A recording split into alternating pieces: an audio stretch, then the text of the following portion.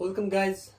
आज हाम्रो नयाँ वान अफ द स्पेशल र तपाईको यो एकदम अवेटेड आजको एपिसोड हुनेवाला छ हाम्रो हैन। आज तपाईले हाम्रो साथीलाई धेरैपल्ट देखि पनि सक्नुभयो होला भिडियोहरुमा हैन। उ चाहिँ हाम्रो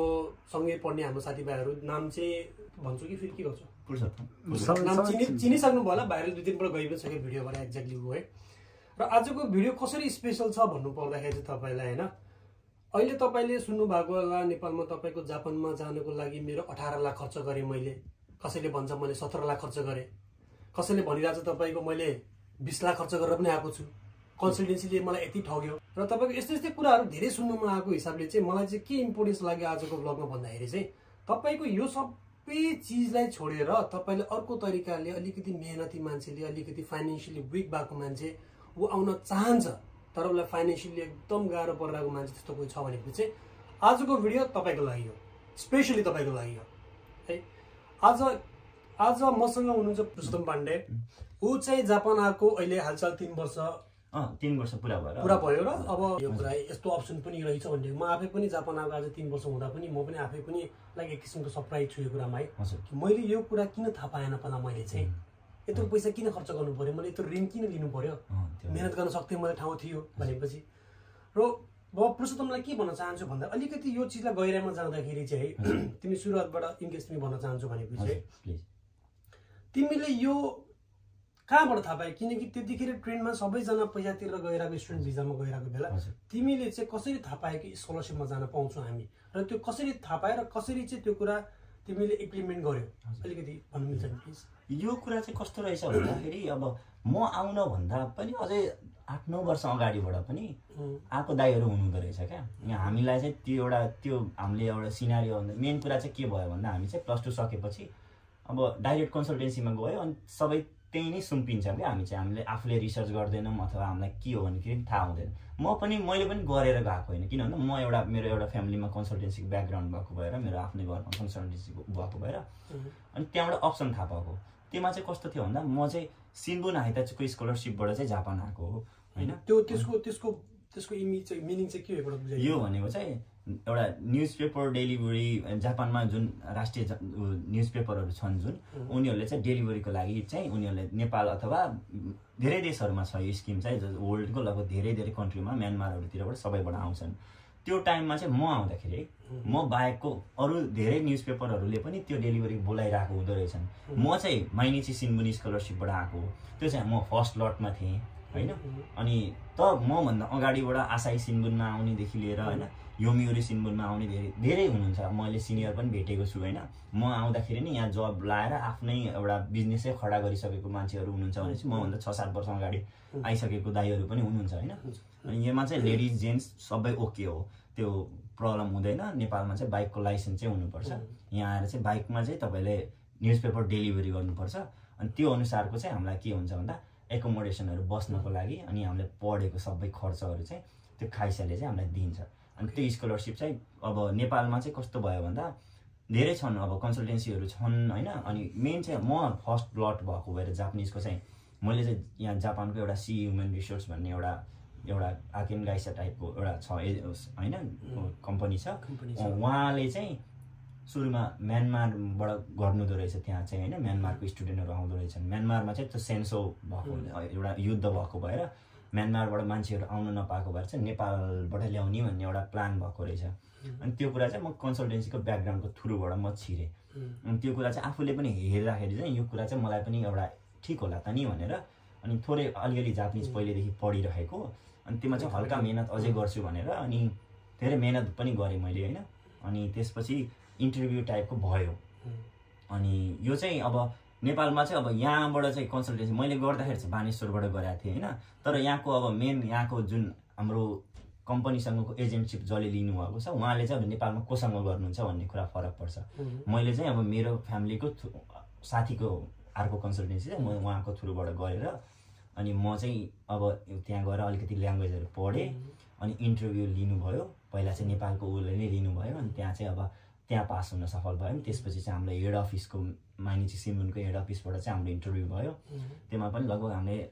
100-150 जना जति हाम्रो इन्टरभ्यूहरू दिएको थियौँ। त्यो चाहिँ हाम्रो कन्सल्टेन्सी म गरेको कन्सल्टेन्सी मात्र नभएर अरू जस्तो विराटनगरदेखि लिएर तपाईँको नेपालगञ्जदेखि लिएर धेरै ठाउँबाट चाहिँ वेब एप्लिकेसन हाम्रो इन्टरभ्यू भएको थियो कोरोनाको टाइम भएको भएर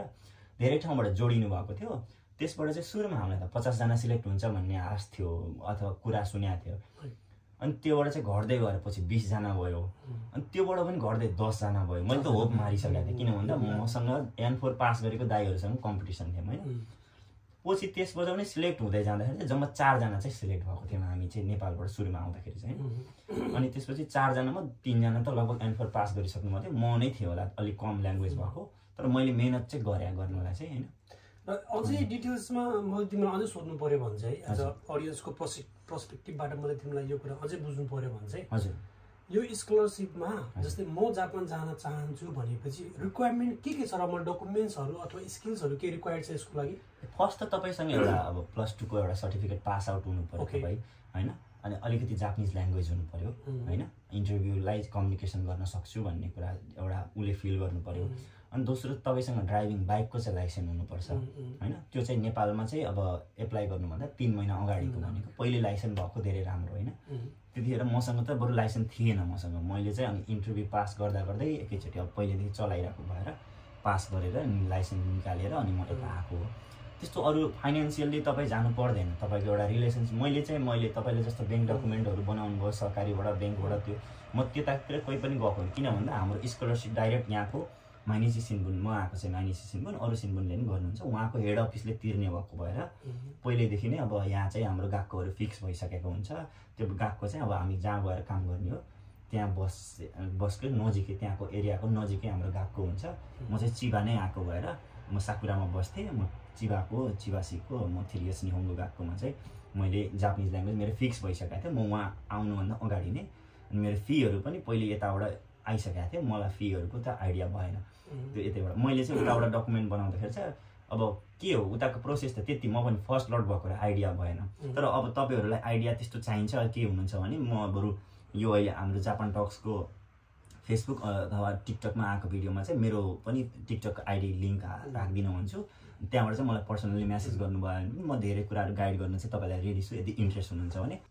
जुन यो स्कलरसिप स्किममा तपाईँ जापान आइपुग्नु पनि आज होइन, हजुर त्यो आउनुको लागि चाहिँ तपाईँ एउटा एज इफ तपाईँ कसैको एउटा कन्सल्टेन्सीको ब्याकग्राउन्डमा तपाईँ हुनु भएको मान्छेले थाहा पाउनु भयो हजुर राइट। एउटा नर्मल मान्छेले यो स्किमको बारेमा थाहा पाउनको लागि उसले कहाँ जाने, के बुझ्ने र कसरी यो वे कसरी पत्ता लगाउन सकिन्छ, यो अलिकति डिस्क्राइब गर्न सक्नुहुन्छ? म एकदम सक्छु। किन भन्दा एउटा त तपाईँसँग एउटा रिसर्च आफू तपाईँ जान रहर छ भने चाहिँ नेटमा भर्खरै तपाईँले गुगल क्रोम खोलेर अनि जापानको सिन्बुन स्कलरसिप भनेर तपाईँले एउटा टाइप गर्नुभयो भने त्यहाँ धेरै सिन्बुनहरूको स्कलरसिप यसरी आउँछ। तपाईँले अब आफ्नो देश चुज गरेर त्यहाँबाट चाहिँ एप्लाई गर्नलाई चाहिँ अब त्यहाँ के देख्नुहुन्छ भन्दा अब त्यहाँको जुन हेड अफिस जस्तो आसाई सिन्बुनले चाहिँ नेपालमा एउटा JLCC भनेर चाहिँ एउटा आसाई सिन्बुनको एउटा कन्सल्टेन्सी नै बनाएको छ, उसले त्यहीँबाट नै बोस्यु गर्छ, त्यहीँबाट नै लिएर आउँछ होइन। अब अरू चाहिँ अब हाम्रो माइनिचीको भएको भएर चाहिँ पहिला आउँदाखेरि चाहिँ हामी चाहिँ हार्टफोर्डबाट आएको थियौँ होइन। अनि तर कहाँबाट गर्नुहुन्छ भने त्यो अलि मलाई राम्रोसँग डिटेलली थाहा भएन होइन। तर आसाईको चाहिँ एउटा तपाईँको नेपालमा त्यहाँ नै एउटा आसाई सिन्बुनको स्कलरसिप भनेर चाहिँ मेरो साथीको दिदी आउनु भएको थियो, मैले उसलाई सोधेर पनि। अनि चाहिँ उनीहरूको चाहिँ कस्तो हुँदो रहेछ भन्दा यहाँ आइसकेपछि चाहिँ सम्म आएको चाहिँ खर्चै लाग्दैन अथवा प्लेन टिकट पनि उसैले दिने, तर आएको भएपछि स्यालेरीबाट चाहिँ सम्म हुन्छ नि उसले कमाउने स्यालेरीबाट चाहिँ त्यो गरेर अनि खर्चै नलाग्ने टाइपको। तर हाम्रो केसमा चाहिँ कस्तो थियो भन्दा हामी आउँदाखेरि चाहिँ प्लेन टिकटहरू त हामीले काटेको थियो अनि थोरै पैसा त हामीले तिरेको थियो। डकुमेन्ट भनेर एउटा वडामा गएर अथवा ब्याङ्क स्यालेरीसिप त्यो नदेखाएर स्कलरसिप लिए भए त्यो सायद अब के थियो उनीहरूको प्रोसिड्युर, त्योलाई चाहिँ म उता डिपली जान चाहेन अथवा मलाई थाहा भएन, नथाहा भएको कुरा भन्ने कुरा पनि भएन। थोरै सम्म 2-3 लाख रुपियाँमा त्यो तिरिसकेपछि चाहिँ अनि प्लेन टिकटहरू काटेर अनि म यहाँ आएपछि चाहिँ हाम्रो पैसाहरू काट्ने भन्ने त्यो भएन। यसलाई मैले जति कमाउन सकेँ तपाईँले यहाँ आएर जसरी कमाउनु भयो मैले त्यसरी कमाइरहेँ। तपाईँको जुन एउटा भिजा स्ट्याटस स्टुडेन्ट भिजा हो, मेरो पनि स्टुडेन्ट भिजा नै हो। मेरो मात्र तपाईँको गार्जियनसिप चाहिँ तपाईँले नेपालको प्यारेन्ट्सहरू राख्नुहुन्थ्यो, मैले चाहिँ यहाँको मेरो हेड अफिस राख्थेँ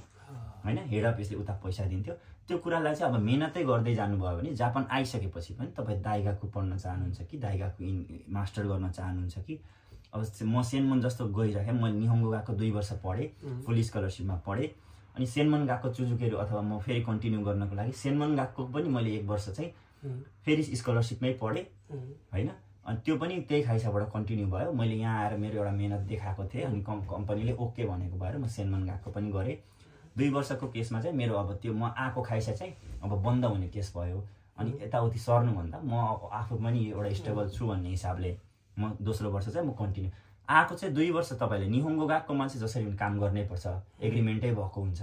तपाईँ सेनमन गएकोमा चाहिँ नलिन पनि पाउनुहुन्छ, लिन पनि पाउनुहुन्छ। तर सेनमन पनि 2 वर्षको भयो भने तर 1 वर्ष मात्र लिन्छु, दोस्रो वर्ष आफै गर्छु भन्न पनि पाउनुहुन्छ। मैले चाहिँ 1 वर्षको लिएर अनि अहिलेको दोस्रो वर्ष अहिले म आफै गरिरहेको छु। अहिले आफैमा अब गर्दाखेरि पनि अब मैले मेहनत भनौँ अथवा मैले गरेको त्यो परिश्रमले चाहिँ फेरि कलेजले पनि अहिले सेनमन गएको 2nd इयरमा तोक्ताइसे भनेर स्कलरसिप पाएँ, जसले चाहिँ अब भनौँ न मलाई चाहिँ अब अहिलेसम्म चाहिँ आफूले गरेको मेहनत और आफूले आएको कुरामा चाहिँ एकदम खुसी लाग्छ। कुरा चाहिँ हामीले राम्रोसँग बुझ्न पायो। Thank you so much. त्यसको लागि तिम्रो टाइम पनि निकाले तिमी त्यो हिसाबले है। अझै पनि डाउटहरू क्लियर केही गर्नु बाँकी छ भने म फेरि नयाँ भिडियो बनाएर अभियसली त्यसको लागि कमेन्ट गर्नु होला। तपाईँलाई कहाँ कसरी के बुझ्नु मन छ भन्ने कुरा इच एन्ड एभ्रिथिङ हामी अझै यसको लागि अझै चुजुकीहरू अझै कन्टिन्यू गर्दै उसको डिटेल्स चाहिँ तलपट्टि लेखिदिन्छ, हामी तपाईँ डिस्प्लेमा चेक गर्न सक्नुहुन्छ, क्लिक डाउन है। र अब चाहिँ हामी के बुझौँ भन्दाखेरि कसरी आउने जर्नी त्यहाँसम्म बुझ्यौँ हामी है। अब जापान आइसकेको जर्नी अलिकति बुझ्न चाहन्छ हामी चाहिँ। जस्तै जापान आयो, ल्यान्ड गर्यो है। अब बस्ने कहाँ, सबभन्दा पहिला मान्छेलाई बस्ने ठाउँ चाहियो। बस्ने कहाँ, कता चाहिँ हाम्रो कलेज, त्यो सबै डिटेल्सहरू कताबाट, जस्तै जापान आउने बित्तिकै सबै खाइसाले हेर्ने हो कि नेपालको कन्सल्टेन्सीले हेरिदिने हो कि आफूले हेर्ने हो, त्यो कुरा त्यो सबै चाहिँ कन्सल्टेन्सीबाट नेपालबाट हिँड्दा बित्तिकै त्यहाँ नेपालको कन्सल्टेन्सीको काम सकियो। किन भन्दा खासमा कन्सल्टेन्सी भनेको एउटा मिडिएटर मात्रै हो। नेपालको थ्रुबाट पनि हाम्रो यहाँको हेड अफिसले नै हेरेको हुन्छ, उनीहरूले ल्याएर कहाँ राख्ने। हामी त अझ क्वारेन्टाइनको बेलामा आएको थियौँ, ल्याएर 10 दिन हामीलाई टोकियोको एउटा 5 स्टार होटलमै राखेको थियो होइन। अनि त्यहाँबाट बस्यौँ, अनि त्यहाँबाट डाइरेक्ट हामीलाई होटेलबाट कहाँ लान्छ भन्दा अब मेन केयर सेन्टर लिएर जान्छ। अनि नेपालको एउटा हाम्रो ड्राइभिङ लाइसेन्स हुन्छ, त्यसलाई चाहिँ जापानमा चाहिँ अब चेन्ज गर्नुपर्छ। त्यसमा चाहिँ अलिक थोरै मेहनत गरेर जापानको 10वटा क्वेसनहरू टाइपको हुन्छ, त्यो पास गरेर अनि जापानको लाइसेन्स हामीले चेन्ज गर्छौँ। त्यसलाई किरिखा त्यो गर्नको लागि चाहिँ फेरि नेपालबाट एम्बेसीबाट डकुमेन्ट बनाउनुपर्छ पहिल्यैदेखि। अनि जापानमा आएर पनि जापानिज ट्रान्सलेसन र जापानको राजदूतावासबाट एउटा छाप हानेको हुनुपर्छ कि यो नेपालको लिगल लाइसेन्स हो भन्ने। त्यो कुरा चाहिँ हामीले अब नेपालबाट त्यो हाम्रो एउटा कम्पनीले बनाइसकेको हुन्छ। अनि खाइसाले त्यो मागेको हुन्छ कि कम्पनीले मागेको हुन्छ त्यो अनुसार बनाउँछौँ। अनि जापान आयौँ, जापान आएर होटल बसेर लाइसेन्स बनाइसकेपछि हामी चाहिँ कहाँ काम गर्ने भन्ने चाहिँ पहिले फिक्स भएको हुन्छ। अनि त्यो ठाउँमा लिएर जान्छ। त्यो चाहिँ अब हेड अफिसबाट आएर हेड अफिसमा चाहिँ मेरो अफिसको स्याचो अथवा मेरो अफिसको सेकेन्ड इन अथवा मेरो अफिसको मालिक भनौँ न, मैले जहाँ काम गरेँ त्यो मालिक चाहिँ त्यो हेड अफिसमा गएर अनि त्यहीँ हाम्रो के लिगल एग्रिमेन्ट गर्छ भन्दा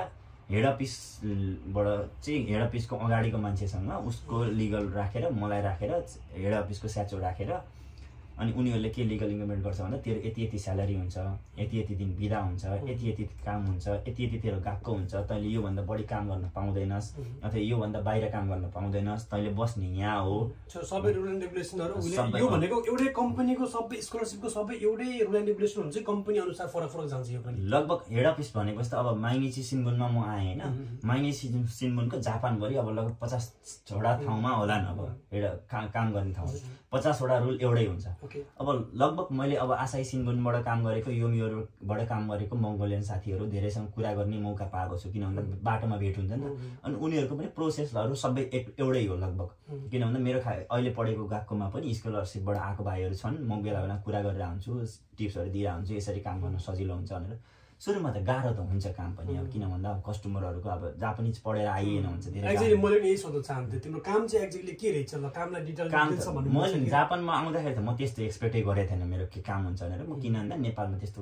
पैसा नभएर बसेको अथवा काम नपाएर अथवा कामै गर्छु भनेर त्यो मेरो फ्यामिलीको ब्याकग्राउन्डले पनि मलाई एउटा सेटल टाइपको लाइफ थियो अनि कामै गरेर बस्नुपर्छ भन्ने थिएन। म पढाइलाई फोकस गरेको थिएँ, जापानमा धेरै कुरा सिक्न सकिन्छ भनेर आएँ होइन। अनि त्यसपछि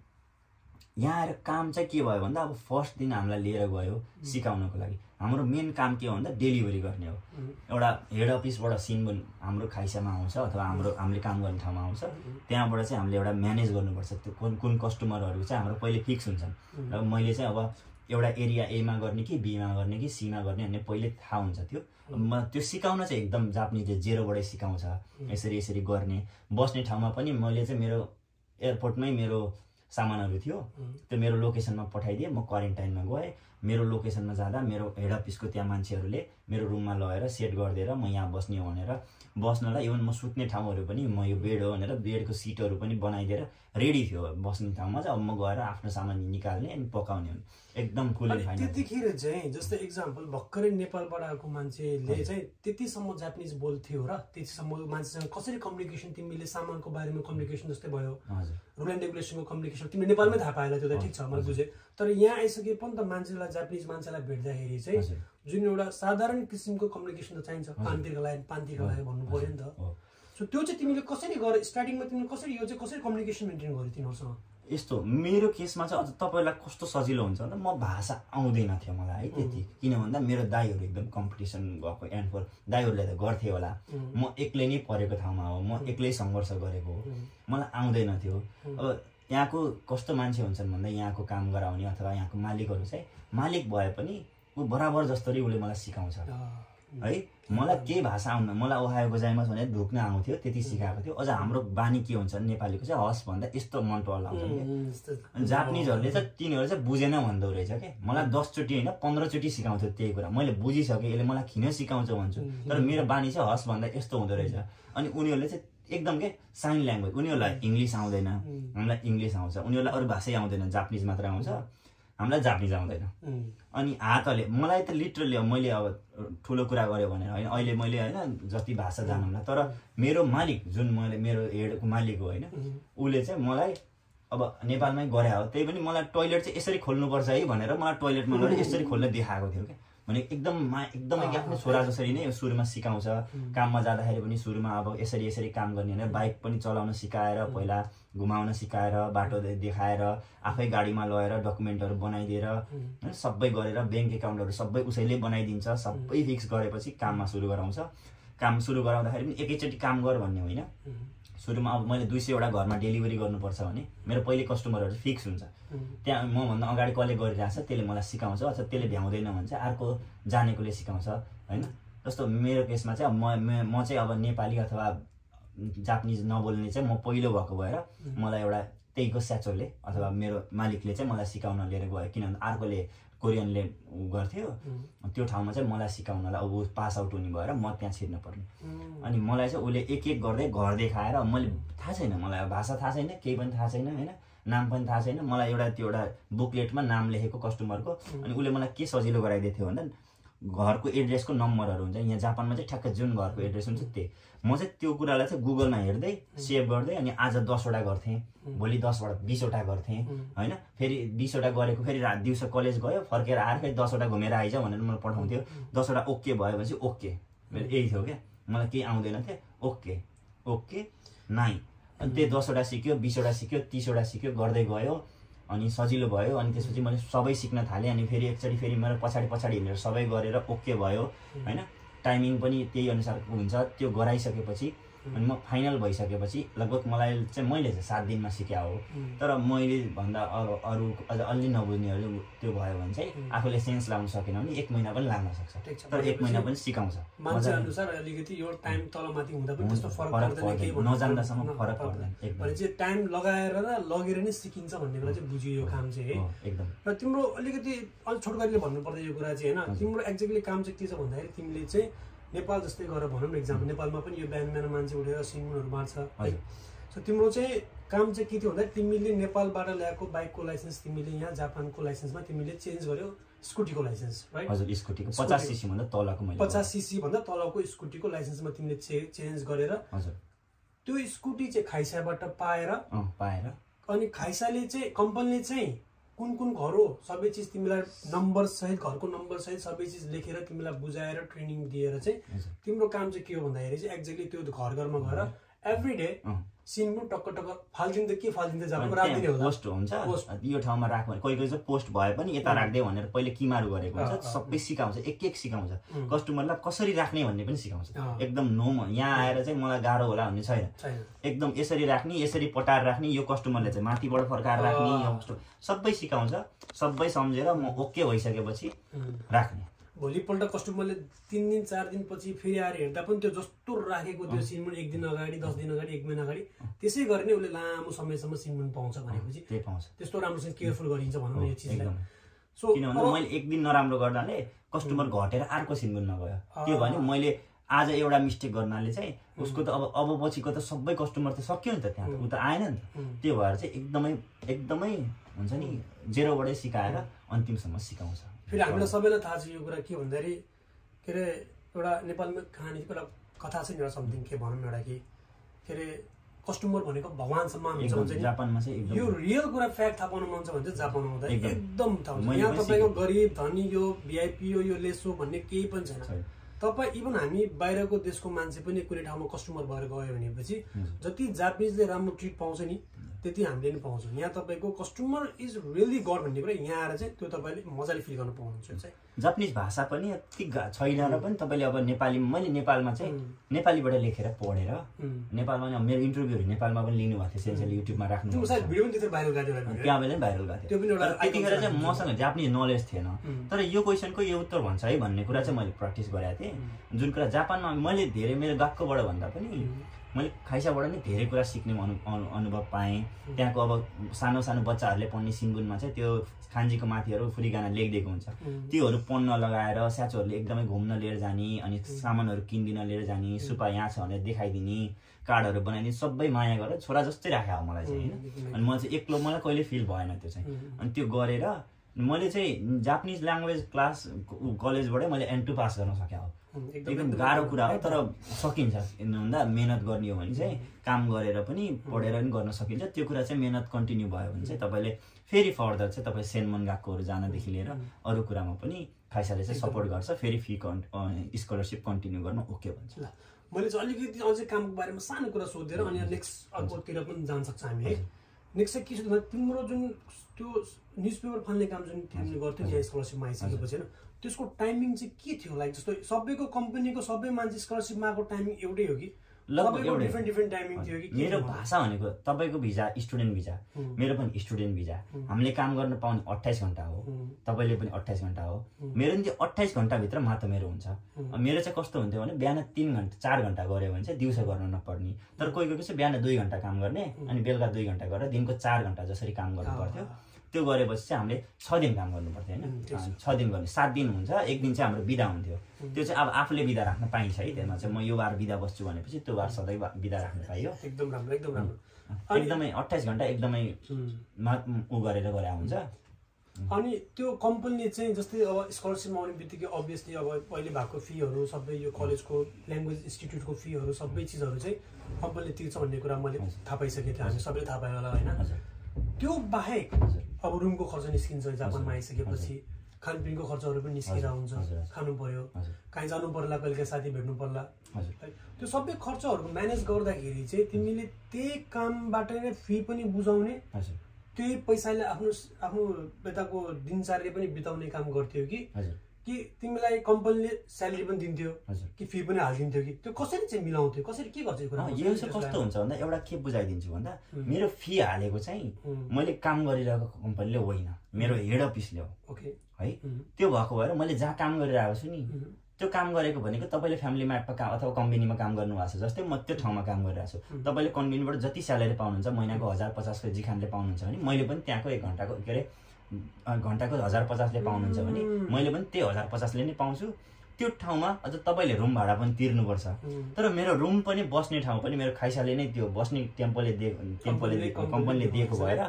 बसाइको भाडा पनि मेरो जिरो हुने भएर मैले अब आफूले खाएको मेरो आफ्नै हुन्छ मैले तिर्ने अब पानी बत्तीको चाहिँ मेरो केसमा चाहिँ मैले त्यहाँ राम्रो काम गरेको भएर पानी बत्ती पनि खाइसाले नै तिर्दिनु भएको थियो अनि तर अरूको चाहिँ अब रियल्ली भन्दाखेरि चाहिँ पानी बत्ती आफैले तिर्नुपर्छ अनि रुममा नेटहरू चाहियो भने त्यो आफैले तिर्नु पर्यो कुनै कुनै खाइसामा चाहिँ अब नेट पनि पहिल्यैदेखि भएको रुमहरू हुन्छ अनि त्यो रुममा पनि सबै कुरा सेट हुन्छ आएर तपाईँले अब वासिङ मेसिनदेखि लिएर होइन तपाईँको रेन्ची हुन्छ ओभन माइक्रोवेभ ओभनदेखि लिएर ग्यासहरू पहिलेदेखि सेटअप सबै हुन्छ त्यो हामीले युज मात्र गर्ने हो बिगार्नु भएन अनि खाइसाले सबै पहिलेदेखि प्रोभाइड गरे हुन्छ हामी जस्ट बस्ने हो त्यहाँ काम गर्ने हो आफ्नै रुम जसरी त्यो पसललाई पनि आफ्नो जसरी माया गरेर गरे एकदम माया लाग्छ सिकाउनु। तर के फाइदा भयो भन्दा जस्तो म काम गरिरहेको ठाउँमा मेरो कम्पनीको त्यो मेरो मालिकले चाहिँ तँ जस्तै काम गर्ने मान्छे अरू नेपाली फेरि खोज्यो। अनि मेरो जुनियरहरू आयो होइन, मेरो जुनियर पनि नेपालबाट भाइहरू आयो। अनि उसलाई चाहिँ के गरेँ भन्दा म त त्यहाँको अब भाषा भइसकेको थियो, म अरू ठाउँमा जान सक्ने, म अरू एरियामा गएर फेरि त्यो भाइहरूलाई चाहिँ मैले गरिरहेको कामलाई चाहिँ मैले सिकाएँ क्या, बुझ्नु होइन। त्यो चाहिँ अब नेपालीमा सिकाउनु पाएँ मभन्दा जुनियर आउनेहरू त। म आउँदाखेरि चाहिँ मेरो पर्या थिएन भाइ, अब मेरो सिनियरहरू चाहिँ अब इङ्ग्लिस अथवा कोही पनि नबोल्ने, तर म पछि चाहिँ जब 4-5 जना आउनुभयो, 4-5 जनामा इङ्ग्लिस बोल्न सक्नेहरू कोही हुनुभयो होइन, कोही चाहिँ अब नेपाली नै बोल्ने नेपाली भाइहरू पनि आउनुभयो। सबैलाई चाहिँ मैले नै सिकाएँ मेरो एरियामा गर्दै। अनि म चाहिँ जापानिजबाट सिक्दै अनि जापानिजबाट त्यो एरियामा एक हप्ता जस्तो म 2-3 दिनमा म पर्फेक्ट भइसकेको थिएँ त्यो एरियाहरूमा। अनि त्यहाँ चाहिँ अब हाम्रो बाइकहरू पनि आफै युज गर्न, सामानहरू किन्नलाई पनि त्यही बाइक युज गर भनेर मलाई थाइसाले दिएको भएर चाहिँ म एरियाहरूमा आफूले नजान्दाखेरि पनि घुम्दै अरू एरिया पनि सिक्दै गरेको भएर कम्पनीको अब सबै त्यो दाइ हाइताचु भन्छ त्यो अब एउटा सेकेन्ड इन लिएर गर्ने जस्तो त्यो गरिसकेर सबै एरियामा चाहिँ जो बिदा बस्छ म जाने भइसकेको थिएँ त्यहाँ। अनि त्यो भएर चाहिँ सजिलो छ। एक हप्ता सुरुमा चाहिँ गाह्रो हुन्छ सुरुमा होइन, तर अब आफ्नो सेन्पाई नै नेपाली पऱ्यो भने चाहिँ त्यो नेपाली नै सिकाउने हो। त्यो भएर मेरो म आउने भाइलाई मसँग अहिले मेरो जुनियर भाइहरूलाई त म सबैलाई मैले नेपालीमै सिकाएर, इङ्ग्लिस बोल्ने म्यानमारहरूकोलाई पनि इङ्ग्लिसमै सिकाएर, फिलिपिनकोहरूलाई पनि म इङ्ग्लिसमै सिकाएर त्यसरी चाहिँ मैले एरियाहरू चाहिँ त्यसरी गरेको थिएँ। लगभग अब चाहिँ बुझ्नुपर्ने कुराहरू धेरै नै बुझेको पनि छौँ हामीले, र बुझ्नुपर्ने कुरा कति पेन्डिङ छ, कति जिज्ञासाहरू कति के होला है। कृपया प्लिज कमेन्ट बक्स तपाईँहरूकै नै हो, म बारम्बार पनि भन्छु तपाईँहरूलाई, यो कमेन्ट तपाईँहरूको लागि नै बनाएको हो, हेरिदिनुहोस्। हामी अझै पनि यसमा गर्छौँ हामी होइन। अलिकति उसको लाइफ चाहिँ अब यो बाहेक अरू कुराहरू धेरै इन्ट्रेस्टिङ छ। अब यसको तपाईँको नेक्स्ट पार्ट अहिले उसको आएको स्कलरसिप मात्रै नभएर अब अहिले पढिरहेको सेनमन गएको, जुन चाहिँ सेनमन गएकोलाई डिप्लोमा कोर्सेस भन्छ, भोकेसनल कोर्सेस भन्छ राइट। सो डिप्लोमा कोर्सेस तपाईँको पनि ऊ स्कलरसिपमा पढिरहेको भएर हिसाबले चाहिँ कसरी चाहिँ यो स्कलरसिपलाई यहाँसम्म कन्टिन्युटीको उसको जर्नी कसरी भयो त्यो कुराहरू हामी अभियसली अर्को नेक्स्ट पार्टमा आउने नै छौँ। तर त्यसको लागि तपाईँहरूले बुझ्न चाहेको तपाईँको क्वेसन्सहरू चाहिँ तपाईँलाई राखिदिनु भयो भने चाहिँ तपाईँलाई अझै बुझ्न इजी हुन्छ भन्ने कुरा म अपेक्षा गर्छु। हामीले जापान टक्स बनाएको भनौँ न, हामीले जानेको र सिकेको कुरा हाम्रो फर्स्ट भिडियोमा पनि हामीले भनिसकेको छौँ। यो कुराहरू हामीले सिकेको जानेको बुझेको कुराहरूले नै तपाईँहरू आउन चाहने मान्छेहरूलाई कसरी हुन्छ हामीले चाहिँ जापानको बारेमा एउटा राम्रो तरिकाले बुझाउनु पायौँ र तपाईँहरू हाम्रो कुरा बुझेर केही चिज राम्रो गर्न सक्नुभयो भने चाहिँ हामी धेरै नै खुसी हुन्छौँ त्यो कुरामा है। सो आज यति भन्ने आजको लागि हामी यो टुङ्गाम होला आज चाहिँ अर्को भिडियो फेरि आउनेछ तपाईँहरूको माझमा। तपाईँहरू कमेन्ट लाइक त्यो भन्नै पर्दैन तपाईँलाई। Thank you so much for coming and don't forget to like and subscribe our channel. Thank you so much.